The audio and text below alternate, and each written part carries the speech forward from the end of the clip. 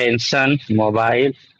नहीं नहीं, वो तो पुराना, अभी तो पेट्रोल और गैस। अनहेल्दी पेट्रोल और रूटीन। गैस। हाँ। Unhealthy routine. नहीं, अनहेल्दी रूटीन ये अभी ये नया नहीं है ना ये, लेकिन ये हफ्ता 15 दिन से जो ये पिछले कुछ दिनों से ये प्रॉब्लम आई है, तो वो गैस की हम्म। और पेट्रोल की वजह से पेन ज्यादा बढ़ गया है।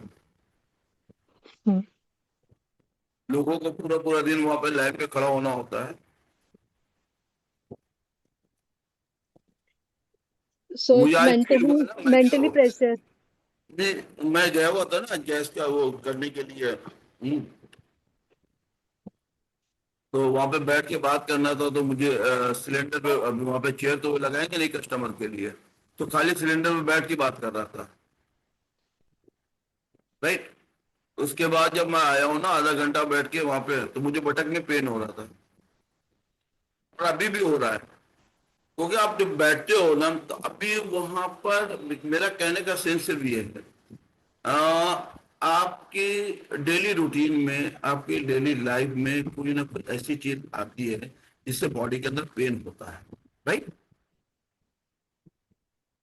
और मैक्सिमम जो पेन मैंने अभी तक वो देखा, वो दो तरह का पेन सबसे ज्यादा होता है। एक मस्कुलर पेन होता है, दूसरा जो होता है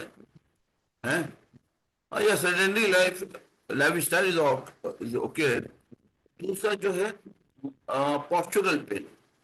ये दो पेन जो है, ये सबसे ज्यादा मुझे, मैंने जो ऑब्जर्व किया कि क्यों पेन इतना हो रहा है, तो ये समझ में आया कि जो हमारी लाइफ स्टाइल है, जो भी है अनहेल्दी लाइफ स्टाइल, इसमें कोई रूटीन नहीं है, ये सारी चीजें बिल्कुल फैक्ट है। No one can deny this. Right. No one can deny this. लेकिन इसके अंदर जो है ना, जो पेन आ रहा है बॉडी के अंदर, right,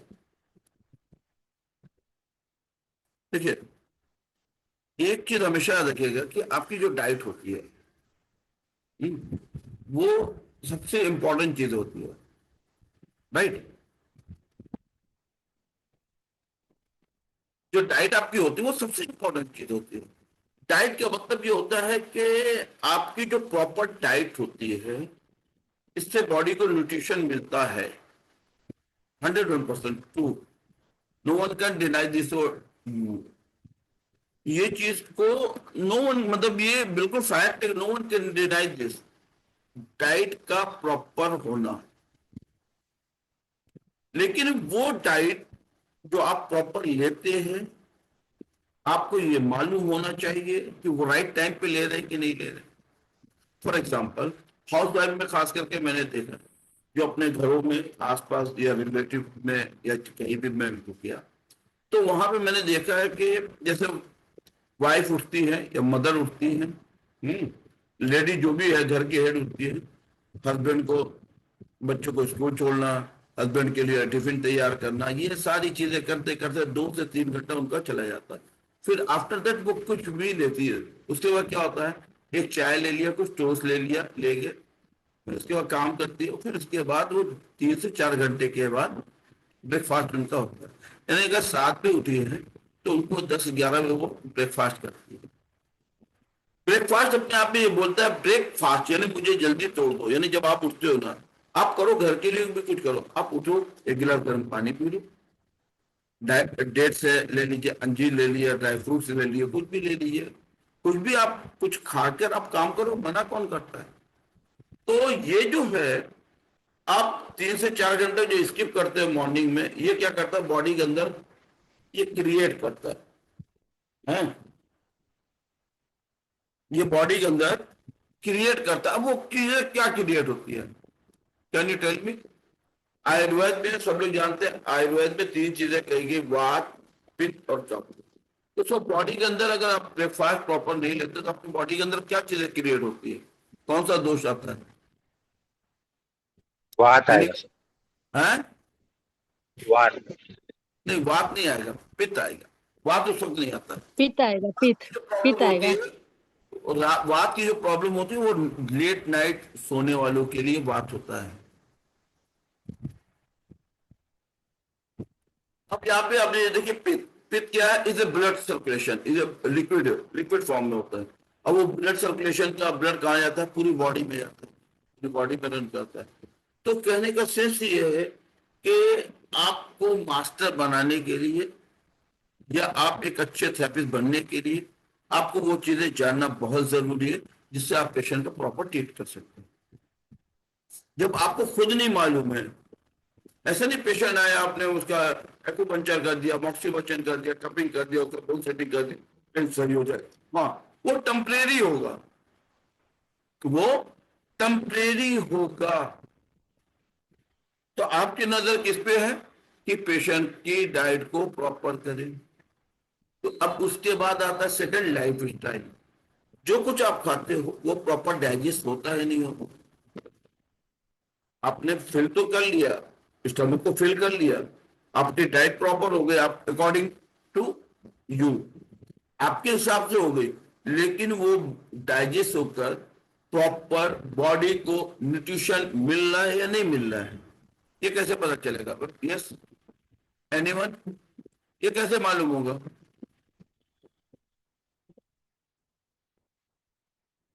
any any idea to anyone?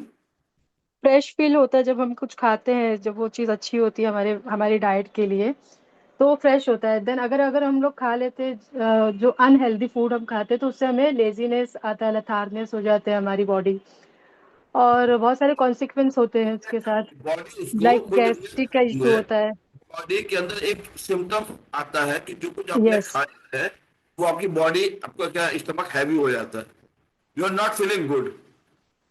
तो बताया कि डाइट भी जो होती है अकॉर्डिंग टू एक्यूपंक्चर, और दुनिया में अगर कोई भी चीज एग्जिस्ट करती है, वो there is two category, either is yin category और आइदर इज यांग कैटेगरी। अगर आपने यिन और यांग को समझ लिया, एक आपने यिन और यांग को प्रॉपर समझ लिया, तो आपके लिए पेशेंट को ट्रीट करना इज वेरी वेरी इजी। जैसे अभी बताया कि एक डाइट आप लेते हैं जो आपके बॉडी के अंदर चला जाता है, यू आर फीलिंग एनर्जेटिक, आपको कोई भी बॉडी के अंदर हैवीनेस नहीं होती। कभी आप वही डाइट, सेम डाइट आप कभी और लेते हैं, लेकिन उस दिन आपकी बॉडी उसको डाइजेस्ट नहीं कर पाती, क्योंकि हमारी बॉडी के अंदर चेंजेस होती है, किस चीज की? एनर्जी की चेंजेस होती है। वो किस बेस पे आता है? वो 5 एलिमेंट थ्योरी के बेस पे आता है। जैसे हमारी बॉडी में कभी विंड एक्सेस होती है, कभी हीट एक्सेस होती है, कभी ह्यूमिडिटी एक्सेस होती है, कभी ड्राइनेस एक्सेस होती है, कभी कोल्डनेस एक्सेस होती है, राइट? अब ये सारी जो चीजें हैं, जिस दिन आप जो भी लेते हैं, आपकी बॉडी उसको डाइजेस्ट कर पाती है नहीं कर पाती है, ये चीज बहुत ही जरूरी है आपको जानना, राइट? समझ में आ रही है मेरी बात है आप लोगों को? Hello? Yes sir. Okay okay okay okay. तो यहां पर आपका डाइट और लाइफ स्टाइल हो गया। तीसरी चीज क्या आती है जो मेन कॉज देता है?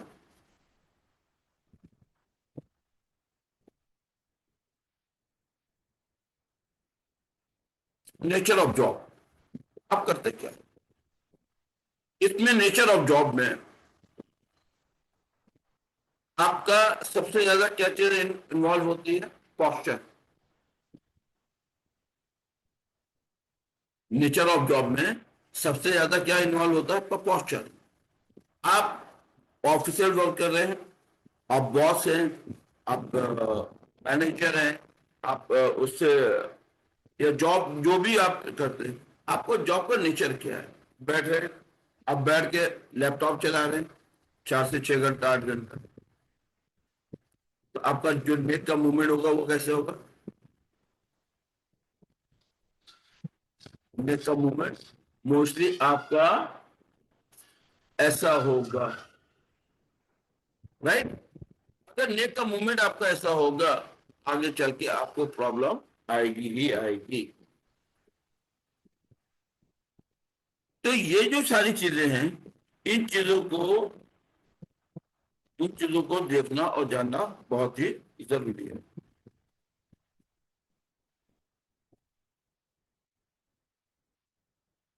This is posture. अभी जैसे ये मोबाइल है, तो मोबाइल में क्या है, मोबाइल में हम लोगों को क्या होता है, यहाँ पे आप देखिए, स्क्रीन पे आपके देखिए कि अगर मोबाइल को हम 90 डिग्री पे रखे तो मोबाइल कर नहीं सकते। अब यहाँ पे ये पोस्चर देखिए, अगर हम 90 डिग्री लेके इस तरह से ऐसे 90 डिग्री करेंगे तो ये हमारी मसल क्या होगी, स्टिफ होना स्टार्ट हो जाएगी। होगी या नहीं?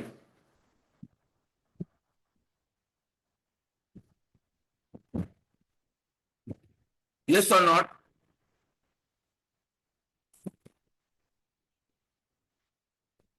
यस बोलिए।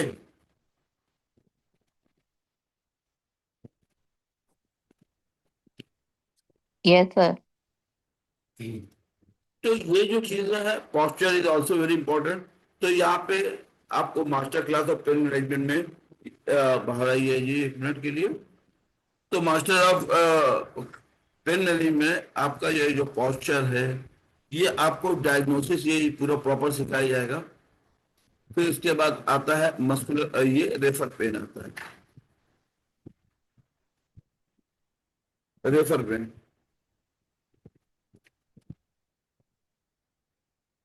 रेफर पेन ये होता है कि हमारे बॉडी के अंदर इंटरनल अगर कोई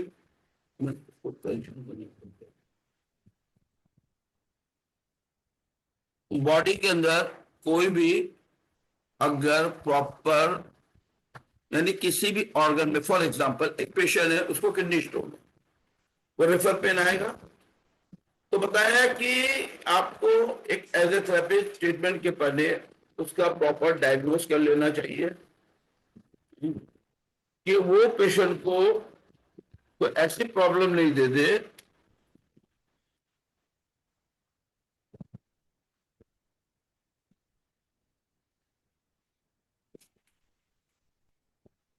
अब यहाँ पे किडनी स्टोन है, गाल स्टोन, ये बहुत कॉमन चीज है।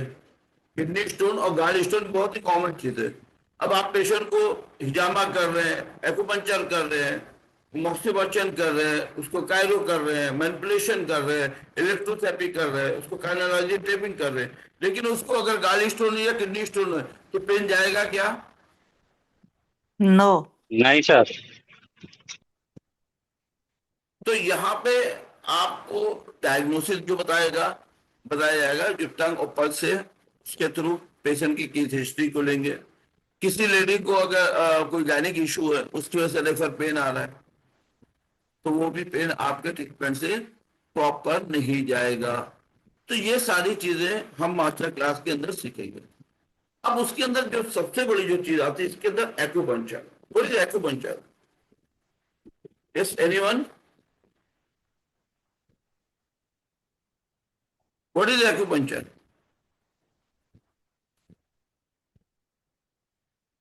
एक्यूपंक्चर के थ्रू सॉरी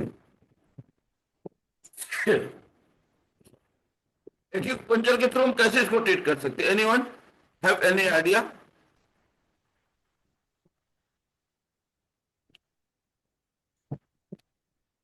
एक्यूपंक्चर के थ्रू जो सबसे बड़ी चीज होती है वो क्या है?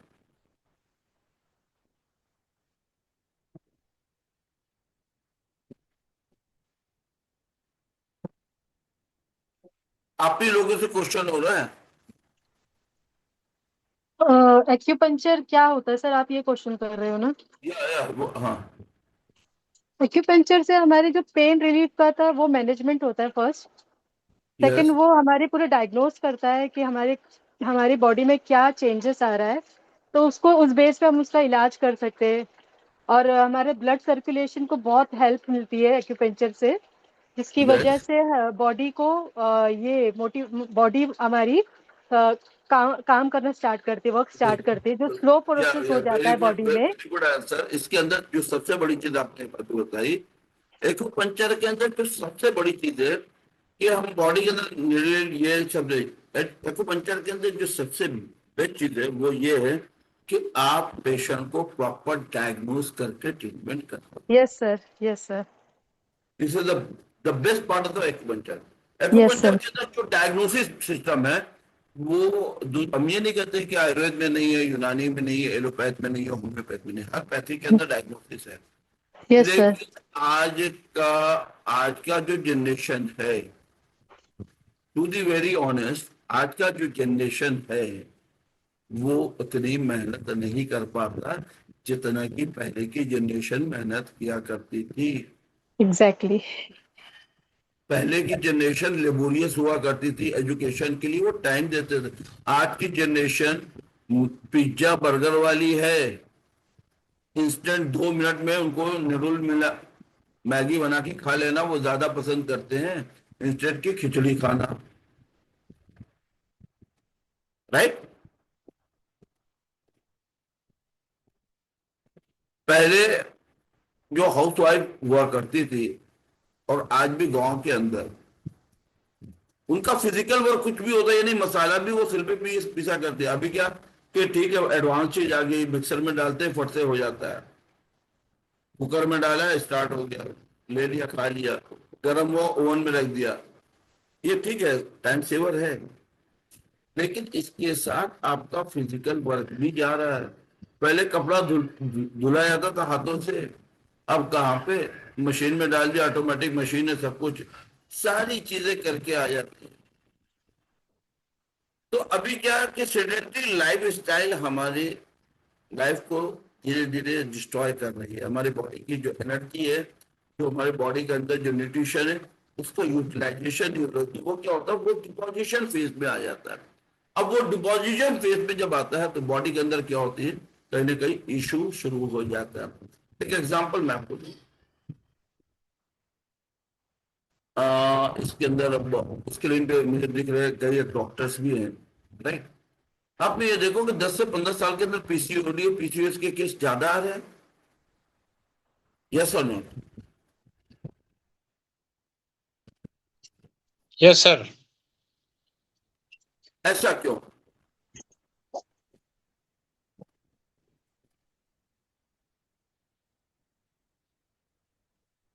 ऐसा क्यों? लाइफस्टाइल। लाइफ स्टाइल के साथ साथ डाइट भी बहुत इंपॉर्टेंट है।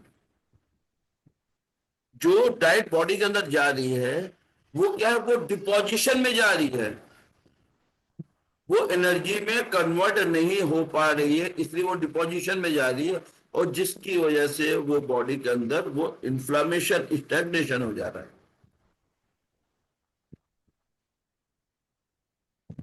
क्लियर?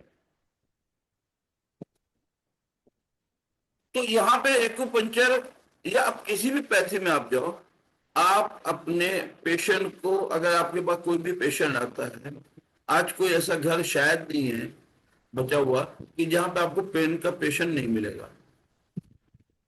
आज आप ऑर्थोपेडिक के पास जाइए, ऑर्थोपेडिक क्या करता है, आपको देखता है, डायग्नोज करता है, कैल्शियम की मेडिसिन, पेन किलर, उसके साथ जो भी सपोर्टिंग मेडिसिन है, वाइटामिन वगैरह ये लिख के, प्रोटीन या जो कुछ भी वो सारी चीजें लिख के आपको दे देता हूँ, बोलता है कि आप इसमें दीजिए। इसके बाद वो कहाँ भेजता है, आपको फिजियोथेरेपिस्ट के पास भेज देता है। क्यों भेज देता है? वहां पे फिजियोथेरेपी आपको एक्सरसाइज कराता है। क्या कराता है? एक्सरसाइज कराता है।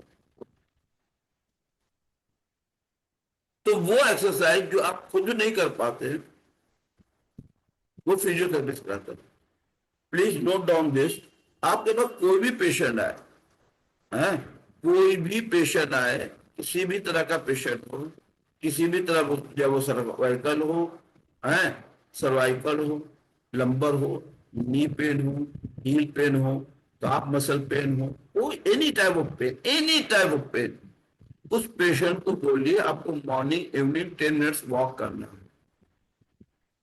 है। स्टार्टिंग में हफ्ता 10 दिन 15 दिन उस पेशेंट को बॉडी में पेन और एग्रीविएट हो जाएगा, तो उसको पहले से माइंड में क्या, उसको मेंटली प्रिपेयर कर दीजिए कि देखिए ये 10 दिन 15 दिन आपको बॉडी में पेन होगा। क्यों होगा? क्योंकि आपकी बॉडी हैप्चुअल नहीं है। जब आप मूवमेंट करेंगे तो आपकी मसल थोड़ी स्टिफ होगी, जिसकी वजह से आपको बॉडी में पेन एग्रीवेट होगा। ये हफ्ता 10 दिन 15 दिन। फिर उसके बाद जब आपका ये ट्रीटमेंट होगा, कंटिन्यू करेंगे, वो पेशेंट अगर आपको फॉलो करता है तो जो भी प्रॉब्लम लेकर आया है वो उस पेशेंट का 100% क्योर हो जाएगा। क्लियर? आप एक्सरसाइज नहीं कराओगे तो भी नहीं हो। बिल्कुल आप पेशेंट, अगर आपका, मैं एक्सरसाइज इसलिए नहीं बोल रहा हूं, सिर्फ उसको वॉकिंग के लिए बोलिए। पेशेंट अगर वॉकिंग के साथ साथ स्टार्टिंग अगर उसकी वो इस लायक है कि जॉगिंग कर सकता है, उसको जॉगिंग के लिए बोलिए। वॉकिंग और जॉगिंग, ये दो चीज अगर पेशेंट अपने लाइफ के अंदर अगर कर ले, कोई एक्सरसाइज नहीं करता, सिर्फ वॉकिंग और जॉगिंग स्टार्ट कर दे, फिर उसको आप बताइए धीरे धीरे बॉडी के जितने भी बिग मूवमेंट है उसका क्लॉकवाइज एंटी क्लॉकवाइज मूवमेंट। तो ये क्या करेंगे, जब आप यहाँ पे मूव करते हैं, ज्वाइंट्स को मूव करते हैं, तो वहां पे क्या है, ब्लड का सर्कुलेशन इंक्रीज होता है, और ब्लड को कैरी क्या कौन करता है, ऑक्सीजन। तो हमारी बॉडी को भी ऑक्सीजन मिलेगा, सारे ऑर्गन को भी मिलेगा, हमारी बॉडी के मसल्स को भी मिलेगा, हमारे ऑर्गन भी हेल्दी होंगे और हमारी बॉडी भी हेल्दी होगी। Am I right or wrong?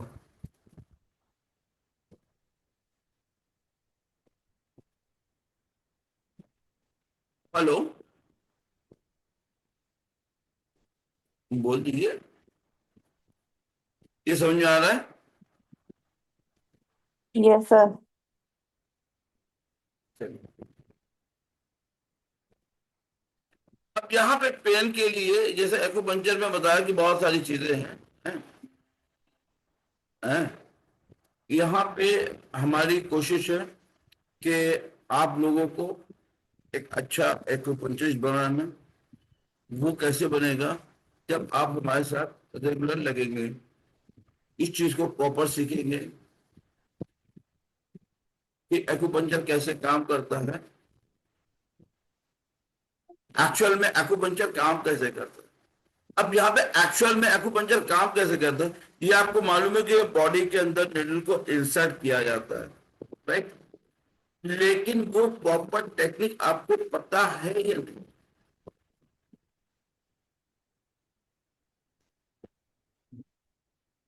This is very important.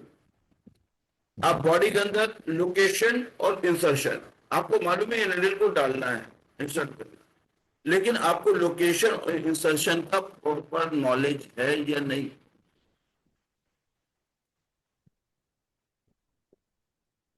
ये अपने आप से आप क्वेश्चन कीजिएगा, हैं?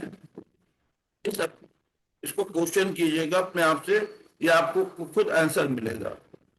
इसके अंदर डिफरेंट टाइप के निडल का यूज किया जाता है, फ्रीफॉर्म निडल का यूज किया जाता है, 3H के निडल का यूज किया जाता है, जो भी आपको मास्टर क्लास के अंदर पढ़ाया जाएगा और प्रॉपर सिखाया जाएगा।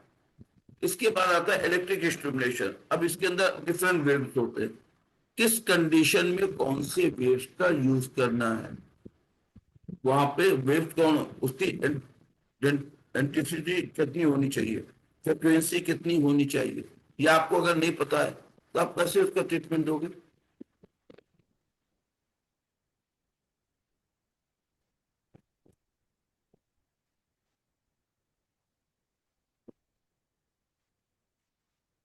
आप लोगों को ये सब मालूम है? अगर नहीं मालूम है तो इन चीजों को प्रॉपर पढ़ के आप तब पेशेंट को ट्रीट कीजिए। ये पैडिंग है, इसके साथ साथ टंग मशीन भी आती है, इसका कैसे यूज किया जाता है। डायग्नोसिस आपका टंग और पल्स है, 5 एलिमेंट थ्योरी के हिसाब से भी पेशेंट को डायग्नोसिस किया जाता है, यिन यांग की थ्योरी के हिसाब से भी डायग्नोसिस किया जाता है। ये मेरिडियन है जहाँ पे हम बॉडी में इंसर्ट करते हैं, मेरिडियन पॉइंट्स के ऊपर, हर मेरिडियन पॉइंट के ऊपर किया जाता है। इसके बाद आता है ये मॉक्सीबक्शन। मॉक्सीबक्शन किस कंडीशन में यूज करना है, किस कंडीशन में यूज नहीं करना है, यानी किस कंडीशन में यूजफुल होता है और किस कंडीशन में हार्मफुल होता है, ये भी आपको मास्टर क्लास के अंदर सिखाया जाएगा। कपिंग थेरेपी, कपिंग थेरेपी में यहाँ पे आप देख रहे हैं ड्राइव में दो चीजें दिख रही है, एक यहाँ पे राइट में दिख रहा है, एक लेफ्ट में दिख रहा है, एक में फायर दिख रहा है, एक में विदाउट फायर दिख रहा है। यहाँ पे cupping therapy is also very beneficial for everyone, right?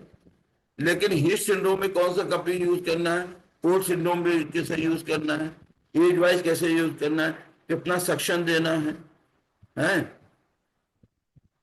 अगर ये नहीं मालूम है तो पेन आप पेशेंट का एग्रीवेट हो जाएगा। हिजामा है, हिजामा कंडीशन, ये कंडीशन में कितने कप्स लगा सकते हैं, यांग कंडीशन में कितने कप लगा सकते हैं। अगर कोई पेशेंट एनीमिक है, पेशेंट कोई थैलेसीमिक है, कोई पेशेंट डायबिटिक है, उस पेशेंट को आप कितने कप्स का यूज कर सकते हैं, ये प्रॉपर ट्रेनिंग आपको मास्टर क्लास में सीखने को मिलेगी। फिर इसके बाद आता है spine manipulation technique. Spine manipulation is also very good for the pain management, not only for pain, gynaec, neuro, gastric, हर चीज में स्पाइन मैनिपुलेशन टेक्निक बहुत ही यूजफुल होती है। हम लोग जनरल ये सिर्फ ये जानते हैं कि ये सिर्फ पेन में आता है, तो ऐसा नहीं है। क्योंकि हमारा सब्जेक्ट पेन का है इसलिए हम फोकस पेन पे ही कर रहे हैं। तो पेन में आपको यहाँ पे स्पाइन मैनिपुलेशन आपको कब करना है, स्पाइन मैनिपुलेशन आपको कब करना है, ये भी आपको प्रॉपर सीखने को मिलेगा। टेपिंग है, टेपिंग का कैसे यूज किया जाता है, कैसे लगाया जाता है, पेशेंट को कैसे इसको बताएंगे कि इसका रिमूव कैसे करना है, अदरवाइज इसमें ब्लिस्टर आ जाएंगे। ऐसे ब्लिस्टर आते हैं कि आपको हफ्ता तक 10 दिन लग जाएगा इसको हील होने में। फिर इसके बाद पेन में शॉक वेव थेरेपी आती है, इसका यूज कैसे किया जाता है, मसल पे कैसे यूज करेंगे, नियर बाई बोन पे कैसे यूज करेंगे, थिन मसल पे कैसे यूज करेंगे, थिक मसल पे कैसे यूज करेंगे, बॉडी के किस पार्ट पे आप कर रहे हैं और जहां पे कर रहे हैं तो कौन सा वेव का यूज करेंगे, शॉक वेव थेरेपी के साथ होगा। लेजर किस कंडीशन में यूज किया जाता है, किस कंडीशन में नहीं यूज किया जाता है, राइट। इसके बाद अल्ट्रासाउंड थेरेपी, ये किस कंडीशन में यूजफुल है, किस कंडीशन में यूजफुल नहीं है, कब, कैसे, कहाँ, क्यों ये यूज किया जाता है। ये जैसे हम लोग अभी स्पाइन मैनिपुलेशन, उसी में आता है एक ट्रेडिशनल बोन सेटिंग, ये दोनों एक दूसरे से कंबाइंड है। फिर इसमें एक जो अभी हमने बताया कि पेशेंट को आपके पास जो आता है वो पेशेंट को किस प्रॉब्लम में कौन सा एक्सरसाइज इसके लिए बेनिफिशियल है और कौन सा हार्मफुल है, राइट। तो ये एक आपका ये ट्रीटमेंट प्लान आ जाता है पेन मैनेजमेंट में। आइए अभी हम लोग एक चीज को देख लेते हैं।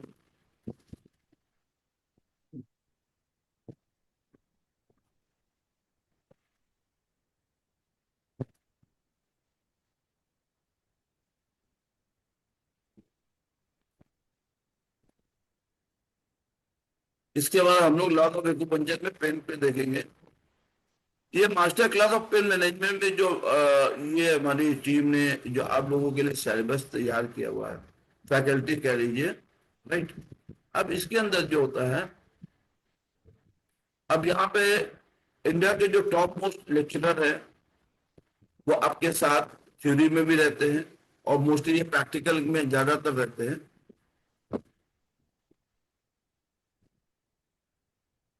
ये सारी बुक्स आपको थ्योरी में आपको पीडीएफ मिलेगी और इसमें जो प्रैक्टिकल के टाइम पे इसके अंदर आपको हॉट कॉपी मिलेगा।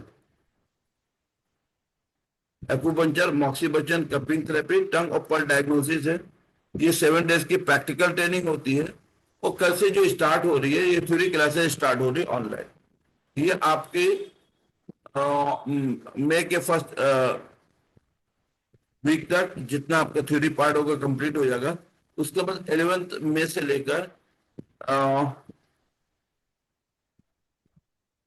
17 में ये 7 डेज की प्रैक्टिकल होगी।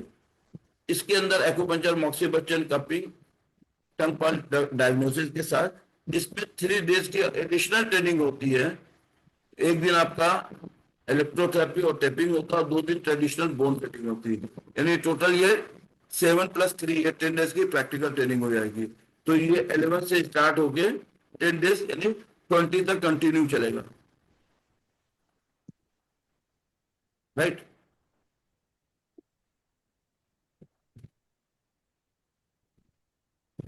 प्रैक्टिकल ट्रेनिंग में आपके साथ आप एक दूसरे को कैसे नीडल को इंसर्ट करते हैं, ये सारी चीजें ये थ्योरी में हम जो इसमें थ्योरी में और प्रैक्टिकल में जो पूरा कवर करेंगे वो मस्कुलोस्केलेटल पेन पे ज्यादा होगा। आपको पढ़ने को आएगा कि अस्थमा के पेशेंट के लिए क्या पॉइंट है, लंग्स में अगर ची की डिफिशियंसी उसके भी पॉइंट मिलेंगे, राइट। हार्ट में ची की डिफिशियंसी उसमें भी आपको पॉइंट मिलेंगे, स्प्लीन की जो चीज है, हर एक एक चीज के बारे में बताया जाएगा, लेकिन पेन पे सबसे ज्यादा फोकस होगा। क्या कि पोस्चर क्या होता है, गेट क्या होता है, एग्जाम कैसे आप एग्जामिनेशन करेंगे, ज्वाइंट का एग्जामिनेशन कैसे किया जाएगा, ठीक है। ये आपका थ्योरेटिकल पार्ट के अंदर ये सारी चीजें कवर होगी, ठीक है। अब उसके अंदर जो मैं आपको भी एक चीज दिखला रहा हूं, यहाँ पर आपको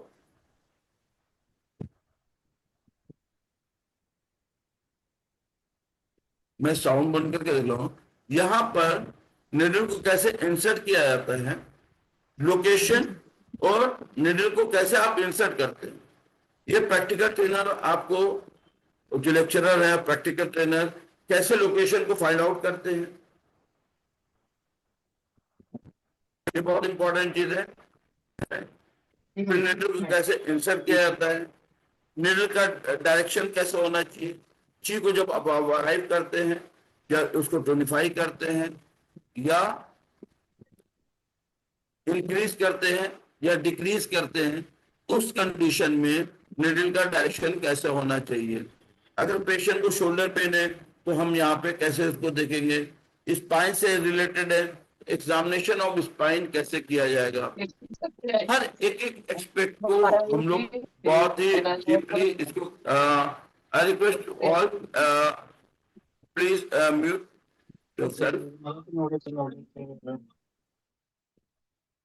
म्यूट करके रखिए अपने माइक को। तो यहाँ पे लोकेशन, लोकेशन के साथ एग्जामिनेशन ऑफ स्पाइन, यहाँ पे वर्टिब्रा, अगर आपके पास जैसे कोई पेशेंट आया कि बताया कि C6 और C7 के बीच में इन्फ्लेमेशन है, कोई प्रॉब्लम है, तो C6 और C7 को कैसे फाइंड आउट करेंगे, T1 से लेके T12 तक आप कैसे फाइंड आउट करेंगे। मैक्सिमम जो प्रॉब्लम आती है ये सर्वाइकल में आती है या तो लंबर में आती है, लंबर 1 से लेकर लंबर 5 तक कैसे करेंगे, वहां पर निडल की जो टेक्निक होगी, किस टेक्निक में निडल को इंसर्ट करेंगे, राइट। सेकेंडर में कैसे आप निडल को इंसर्ट करेंगे, नी जॉइंट पे अगर पेन है तो कैसे करेंगे, हैं मेरे भाई स्टर्म है, स्टर्नम है, तो आप निडल को किस तरह से, पहले क्या है इसमें, ये देखिए अभी ये बिल्कुल नए नए लोग, अभी फर्स्ट टाइम जैसा होता है ना कि कभी किसी ने निडल नहीं पकड़ा, तो निडल को पकड़ा कैसे जाएगा, होल्ड कैसे करेंगे, इंसर्ट कैसे करेंगे, चीक को अराइव कैसे करेंगे, लोकेशन है। तो अभी यहाँ पे Z5 प्रोसेस है, ये Z5 प्रोसेस को आप कैसे लोकेट करेंगे, ये एम्ब्लिकस है, यहाँ पे एम्ब्लिकस और Z5 प्रोसेस के बीच में एक चुन की दूरी होती है। अब वहां पे Z5 प्रोसेस यानी बिगिनिंग पॉइंट क्या है, एंडिंग पॉइंट को कैसे फाइंड आउट करेंगे, निडल को एक्स्ट्रा पॉइंट पे निडल को कैसे इंसर्ट करेंगे, हर एक एक बारीकी को, हर एक बारीकी को थ्योरी के अंदर हम लोग थ्योरी पार्ट कंप्लीट करते हैं, और प्रैक्टिकल के अंदर ये पूरा प्रैक्टिकल के अंदर इस तरह से किया जाता है। टंग को आप देखते हैं, एक दूसरे के टंग को देखेंगे, हैं टंग में देखेंगे, और टंग में डायग्नोस करने के बाद टंग के अंदर बहुत सारी ऐसी हिडन चीज होती है। आप पेशेंट की केस हिस्ट्री को लीजिए, जब उसके टंग को आप देखते हैं तो उसके अंदर बहुत सारी चीजें ऐसी बता देती है पेशेंट को कि पेशेंट को खुद नहीं मालूम होता कि हमारे बॉडी के अंदर ये इंटरनल प्रॉब्लम है, राइट। पेशेंट को नहीं पता उसके बॉडी के अंदर कोई भी कॉम्प्लिकेशंस नहीं आ रहा है, राइट। पेशेंट सोचे मुझे सिर्फ लो बैक पेन है, आपको पता है बोले डॉक्टर मुझे लो बैक पेन है, आपने भी किया, आपने वहां पे कपिंग कर दिया, टेपिंग कर दिया, एक्यूपंक्चर कर दिया, कभी कोई भी आपने ट्रीटमेंट कर दिया, पेशेंट को बहुत आराम मिल गया, राइट। कुछ दिनों के बाद फिर वापस आया, तो अभी पेशेंट को ये नहीं पता कि उसके बॉडी के अंदर प्रोटीन की कमी है, पेशेंट को ये नहीं पता कि उसकी बॉडी में कैल्शियम की कमी है। वो कुछ दिनों के बाद आया कि डॉक्टर मुझे वापस फिर पेन हो गया। पेशेंट को ये नहीं पता है कि हम इस पॉस्चर में बैठते हैं, ये हमारा पॉस्चुरल पेन है, ये रॉन्ग पॉस्चर की वजह से पेन आता है। आपने देखा, आपने डायग्नोस किया, तो टंग डायग्नोसिस और पल डायग्नोसिस, और पेशेंट की जब केस हिस्ट्री लेते हैं, पेशेंट क्या खाता है, क्या आता है, कब सोता है, कितना सोता है, नींद कैसी आती है। पेशेंट एक बोलेगा मुझे नींद नहीं आती डॉक्टर, मुझे ड्रीम बहुत आते हैं, नींद की प्रॉब्लम है, तो अगर नींद की प्रॉब्लम है तो वो पेशेंट को अगर फिजिकल हुआ लो बैक पेन या नी पेन के लिए आया, नींद ना आना, इट इज नॉट फिजिकल, ये आपका कहीं ना कहीं न्यूरोलॉजिकल यानी ब्रेन से related, is not related your the body. तो ये बॉडी से बहुत सारी चीजें रिलेटेड नहीं होती, बहुत सारी चीजें रिलेटेड ब्रेन से होती है। उसके आपने ब्रेन का ट्रीटमेंट कर दिया, पेशेंट को रिलीफ मिल जाएगा, माइंड रिलैक्स हो जाएगा, ऑटोमेटिक उसकी बॉडी रिलैक्स हो जाएगी। अभी आपके स्क्रीन पे ये दिख रहा है मॉक्सिबचन, ये मॉक्सिबचन किस कंडीशन में यूज करना चाहिए, कहाँ पे यूज करना चाहिए, कहाँ पे यूज नहीं करना चाहिए, ये सारी जो टेक्निक है, ये ऐसी टेक्निक है, जब वो पेशेंट डायबिटिक हो, अस्थमा का पेशेंट हो, ब्रीदिंग प्रॉब्लम हो, उससे हार्ट से रिलेटेड अगर कोई प्रॉब्लम है, फाइनेंस से रिलेटेड प्रॉब्लम है, कुछ गायनिक इशू है, कुछ न्यूरो इशू है, यानी कोई भी तरह का पेशेंट आप एक्यूपंक्चर से ट्रीट कर सकते हैं। लेकिन ये जो कोर्स है, ये मोस्टली हम लोगों ने जो हमारी फैकल्टी ने ये जो बनाया आपके लिए, ये टोटल काम करता है। Yes, anyone have any question? तो अभी हम लोग इसके बाद पेन पे, हम लोग लॉ ऑफ एक्यूपंक्चर में पेन पे कैसे काम होता है वो बताया जाएगा। अब एक एग्जांपल यहाँ पे आपको बता रहे, स्क्रीन पे आप यहाँ पे देख रहे इंफ्रारेड है। इंफ्रारेड कितनी दूरी से देना चाहिए और कितनी देर तक किस बॉडी के किस पार्ट पे देना चाहिए, और किस बॉडी के किस पार्ट पे इंफ्रारेड की लाइट नहीं पड़नी चाहिए।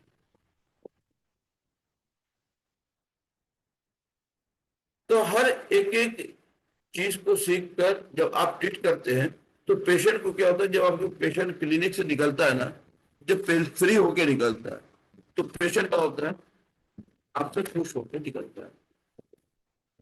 Anyone have any question? आप में से किसी को कुछ क्वेश्चन करना है, कुछ पूछना है, या आगे बढ़े हम?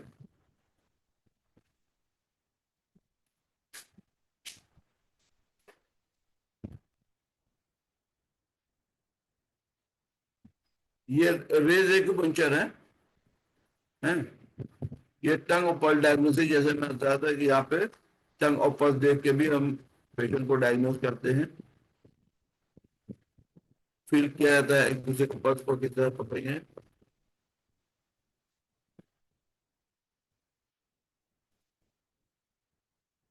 इसके बाद हिजामा, हिजामा में ब्लेड को कैसे आप होल्ड करते हैं, कट कैसे किया जाता है, किस पेशेंट में, जिन पेशेंट है यंग है, तो यहाँ पे हम कितने कप्स का यूज कर सकते हैं, ये सारी चीजें सीखने को मिलेगी।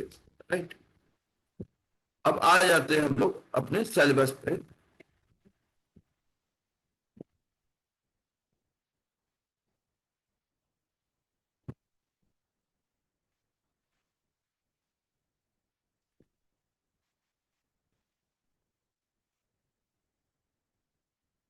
यहाँ पे हम लोग क्या क्या सीखेंगे, zangfu theory, etiology and pathogenesis, चीप ब्लड बॉडी फ्लूइड, ये सारी चीजें हैं? Theory of vital energy, yin yang, 5 element. अब यहाँ पे टेक्निक मेथड ऑफ नीडलिंग, ये बहुत इंपॉर्टेंट चीज है, लोकेशन और इंसर्शन। पहला क्या है, location, second is insertion. Right, इसके अंदर डिफरेंट वेव्स का यूज किया जाता है, डिफरेंट टेक्निक्स का यूज किया जाता है, इलेक्ट्रोड लगाया जाता है, पैडिंग की जाती है। अभी हम लोगों ने जो भी थ्योरी के अंदर ये सारी चीजें थ्योरी में, इसकी थ्योरेटिकल पार्ट को कंप्लीट करेंगे, प्रैक्टिकल में इसका प्रैक्टिकल को कंप्लीट करेंगे। राइट, अब आ जाते हैं कि पेन पे किस तरह काम होता है। मैक्सिमम लोगों को प्रॉब्लम किस चीज की आती है, आपको आजकल सबसे ज्यादा पेशेंट कौन से मिलते हैं? आप लोग सभी लोग प्रैक्टिस करते हैं? हेलो, मेरी आवाज आ रही है ना? सभी लोग हाँ प्रैक्टिस सर, करते हाँ Yes, जी sir. प्रैक्टिस करते हैं। Yes sir. हैं? Okay okay. सबसे ज्यादा पेशेंट किस चीज के आपको मिलते हैं? न्यूरो के, हैं? न्यूरो के, न्यूरो के? Pain pain. ओके। नहीं, पेन तो है, लेकिन उस पेन में सबसे ज्यादा किस चीज के पेशेंट पेन के आपको मिलते हैं? Sir spine. स्पाइन प्रॉब्लम, या वो सर्वाइकल स्पाइन हो या लंबर स्पाइन हो, राइट? हाँ। आज हम लोग सर्वाइकल और लंबर के स्पाइन के बारे में, कुछ डिस्टल पॉइंट के बारे में डिस्कशन करेंगे। एक्यूपंक्चर के अंदर सबसे बड़ी जो खूबी है वो ये है कि पेशेंट को जो भी प्रॉब्लम है, हम पेन साइड पे न जाके उसको डिस्टल पॉइंट से, यानी away from the pain side, इसको बोलते हैं डिस्टल पॉइंट। डिस्टल पॉइंट से ये होता है कि जहां पे पेशेंट को पेन है, अगर उस एरिया को हम टच नहीं करें, क्योंकि क्या होता है, कभी कभी पेशेंट को इतना पेन होता है कि वहां पे वो टच छूना, आपको टच करने के लिए भी ना बोलता है। तो ऐसी कंडीशन में डिस्टल पेन बहुत ही यूजफुल होता है। तो Li4 इसके अंदर सबसे इंपॉर्टेंट पॉइंट आता है फॉर फेस एंड हेयर। अब यहाँ पे आप आईज, नोज है, ईयर है, सारी चीजें हैं, राइट? अब यहाँ पर जो ट्रीटमेंट है ये बताया कि digital point for face and head.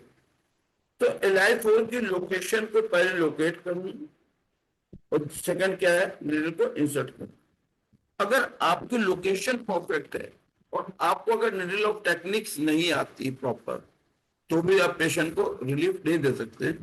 उसका सब्स्टिट्यूट क्या है कि वहां पे आप मैग्नेट लगा सकते हैं, उससे पेशेंट को रिलीफ मिलता है। लेकिन जो वर्क एक्यूपंक्चर में होता है नीडल के इंसर्शन पे, वो किसी और चीज से नहीं हो। तो यहाँ पे अभी जैसे हमने बताया Li4, ये क्या है, फॉर फेस एंड हेड।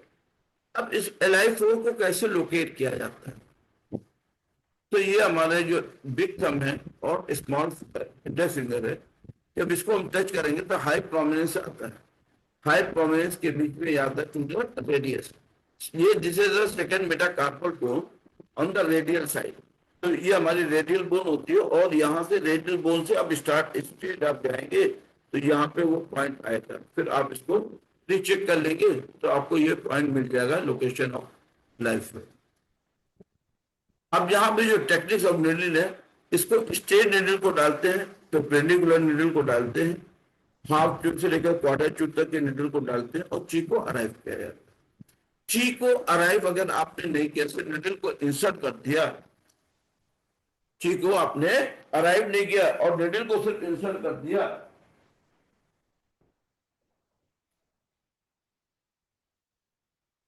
तो उसमें क्या होगा, इसमें सबसे बड़ा जो प्रॉब्लम आता है, आई एम ऑडिबल? हेलो, आवाज आ रही है ना प्रॉपर?